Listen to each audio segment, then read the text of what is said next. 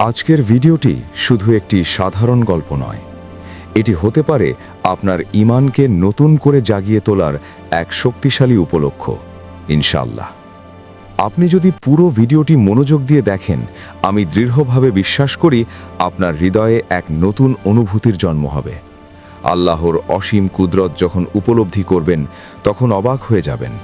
আর হয়তো আপনার অন্তরের গভীরে লুকিয়ে থাকা স্বপ্নগুলো পূরণ করার জন্য নতুন এক শক্তি খুঁজে পাবেন নিজের ভেতরেই। আজকের গল্পটি বাস্তব ঘটনা অবলম্বনে। আমি যখন প্রথম এই ঘটনাটি শুনেছিলাম, সত্যি বলতে শরীর শিউরে উঠেছিল। এমন এক অভূতপূর্ব ঘটনা যা আস্তাগফিরুল্লাহর সাথে জড়িয়ে আছে। এটি আস্তাগফিরুল্লাহ পড়ার অলৌকিক ঘটনা সিরিজের চতুর্থ পর্ব। চলুন শুরু করা যাক আজকের হৃদয়স্পর্শী গল্প। এশিয়ার একটি শহর। হঠাৎ করেই সেখানে নেমে এলো ভয়াবহ এক বন্যা। বন্যার পানিতে পুরো এলাকা তলিয়ে গেল। একের পর এক ঘর বাড়ি ডুবে যেতে লাগলো। কোথাও আংশিক ক্ষতি, কোথাও সম্পূর্ণ ধ্বংস। চারদিকে আতঙ্ক, মানুষের কান্না আর অনিশ্চয়তার কালো ছায়া। প্রতিটি পরিবার তখন টিকে থাকার সংগ্রামে ব্যস্ত। সেই এলাকাতেই বাস করতেন এক ভদ্রলোক। তিনি নিয়মিত আস্তাগফিরুল্লাহ পড়তেন। সকাল সন্ধে অবসর পেলেই আল্লাহর কাছে ক্ষমা চাইতেন।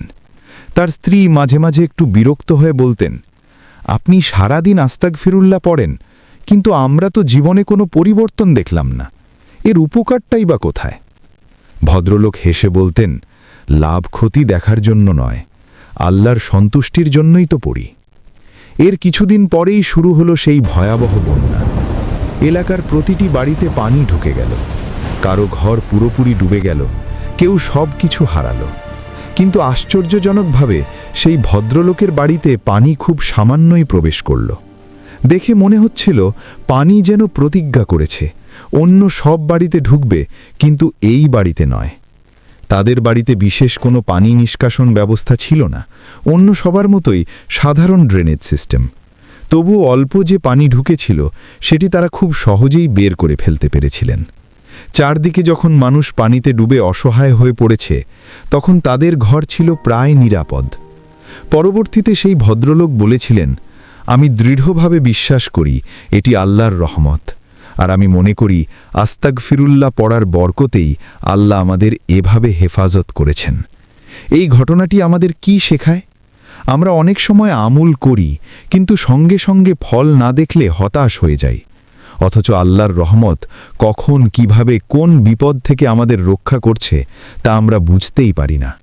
আস্তাগফিরুল্লাহ শুধু একটি শব্দ নয়, এটি আল্লাহর কাছে ফিরে যাওয়ার একটি দরজা, একটি ঢাল যা অদৃশ্যভাবে আমাদের রক্ষা করতে পারে। তাই আজ থেকেই নিয়ত করি, প্রতিদিন অন্তত কিছু সময় অন্তর থেকে আস্তাগফিরুল্লাহ পড়ব। আর যদি ভিডিওটি আপনার হৃদয়ে ছুঁয়ে যায়, তাহলে লাইক ও শেয়ার করে অন্যদের কাছেও পৌঁছে দিন। কমেন্টে একবার আস্তাগফিরুল্লাহ লিখে রাখুন।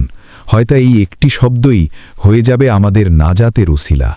আল্লাহ আমাদের সবাইকে বেশি বেশি তওবা করার তৌফিক দান করুন। আমিন।